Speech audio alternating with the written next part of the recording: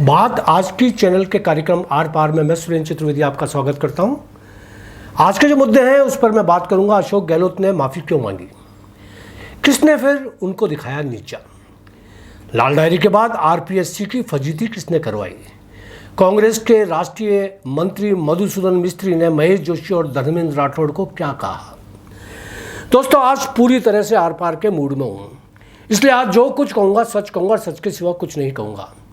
मुख्यमंत्री अशोक गहलोत ने आरपीएससी के सदस्य के रूप में कर्नल केसरी सिंह की नियुक्ति देकर जहरीले अजगर की माला अपने गले में डाल ली है। यह लाल डायरी के बाद दूसरा ऐसा संगीन मामला है जिसमें उनको किसी शातिर शख्स ने अनजाने में नीचा दिखा दिया है। कौन है वह महारथी, यह जांच का विषय नहीं, क्योंकि अब तो मोदी जी भी उसका नाम जान गए हैं। मुख्यमंत्री अशोक गहलोत ने जिस महान केसरिया बालम को आरपीएससी में मेंबर बना दिया, उसको तो उन्होंने पहले कभी एक बार देखा भी नहीं बताते हैं। नियुक्ति के बाद से आज दिन तक वे उसे ढूंढ रहे हैं। इतनी बड़ी पोस्ट हासिल करने के बाद बंदा गहलोत साहब को शुक्रिया कहने तक नहीं आया, तो क्या गहलोत को अंधेरे में रखकर यह नियुक्ति करवाई गई? जी हाँ, ऐसा ही हुआ। किसी विश्वास पात्र द्वारा यह उन पर करवाया गया दूसरा बड़ा हमला माना जा सकता है। लाल डायरी वाले प्रसंग से भले ही गहलोत ने माफ़ी नहीं मांगी, न कोई साफ सुथरा स्पष्टीकरण दिया, लेकिन केसरी सिंह वाले मामले में तो उन्होंने सार्वजनिक तौर पर माफ़ी भी मांग ली है। एक तरफ तो गहलोत ने नियुक्ति को अपनी भूल बता दिया है, दूसरी तरफ उनका कथित विश्वास पात्र हनुमान लोगों से केसरी सिंह की नियुक्ति को लेकर गहलोत साहब के लिए पत्र लिखवा रहा है। मकराना के मदरसा गोसे आजम की तरफ से हनुमान जी ने लिखवाया है कि जिसमें केसर सिंह को चेयरमैन बनाने के लिए उनका आभार व्यक्त करवाया गया है। ऐसे पत्र विभिन्न हिस्सों से संस्थाओं द्वारा लिखवाए जा रहे हैं ताकि हनुमान जी अपनी छवि बचा सकें। मुझ तक पहुंचे मकराना के एक बंदे का पत्र आप देखिए।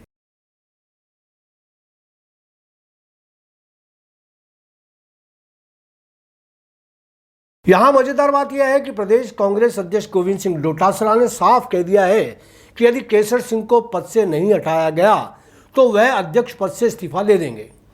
दोस्तों, आप भी सोच रहे होंगे कि केसर सिंह ने ऐसा क्या सितम ढा दिया जो डोटासरा अपने अध्यक्ष पद को दांव पर लगा रहे हैं। तो आइए आपको बता दूं कि केसर सिंह ने ऐसा क्या किया। सुनिए उनके विचार और देखिए ये वीडियो।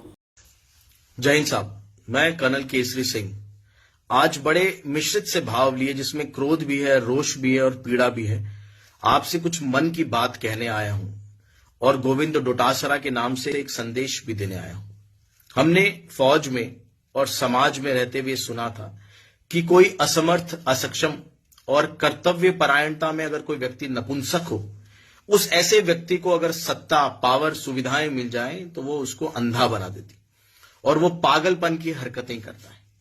ऐसे ही एक मानसिक दिवालियेपन के सुप्रीम उदाहरण इस प्रदेश में स्टैब्लिश कर रहे हैं, रोज नए आयाम मानसिक दिवालियेपन के स्थापित कर रहे हैं, वो हैं गोविंद डोटासरा, जिनको बहुत सारे चीजों के चलते समाज में उनके मान सम्मान की बातें करते हुए उनको एक एजुकेशन मिनिस्टर से हटा के, शिक्षा मंत्री से हटा के एक राजनीतिक पद पर बैठा दिया गया कि भाई बैठ जाओ और अपने आप को सुधार लो।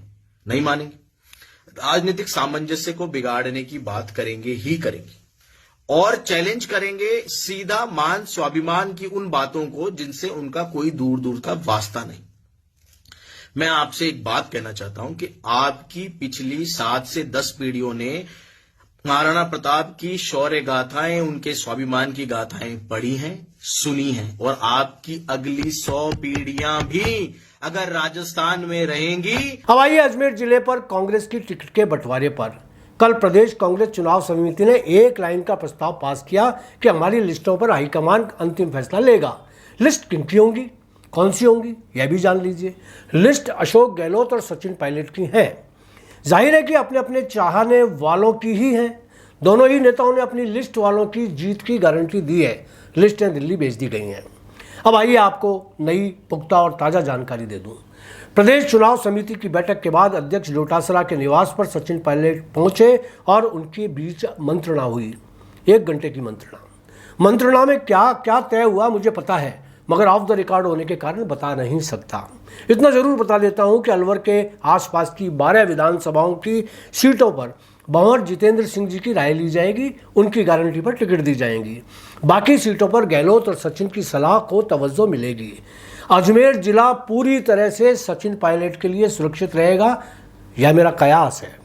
और चलिए अब दिल्ली के दिल की धड़कनों का भी हिसाब किताब बता दूं। पिछले दिनों महेश जोशी और धर्मेंद्र राठौड़ दिल्ली गए हुए थे, कई शीर्ष नेताओं से मिले। टिकटों के लिए जिनका फैसला अंतिम होगा वह है आदरणीय मधुसूदन जी मिस्त्री, ऑब्जर्वर हैं। राजस्थान के सारी सीटों का बंटवारा उनके ऑब्जर्वेशन में ही होगा। मिस्त्री जी के घर का दृश्य आपको बताता हूँ। देखिए, कुछ लोग मिस्त्री जी के कमरे में बात कर रहे हैं। राठौड़ और जोशी जी पहुँचते हैं, काफ़ी देर इंतजार करते हैं। अंदर बैठे मेहमानों को छोड़ने के लिए मिस्त्री जी दरवाजे तक आते हैं। उनके साथ सुमेरपुर की एक महिला नेता है जो NSUI की अध्यक्ष रह चुकी है, चुनाव भी लड़ चुकी है सुमेरपुर से।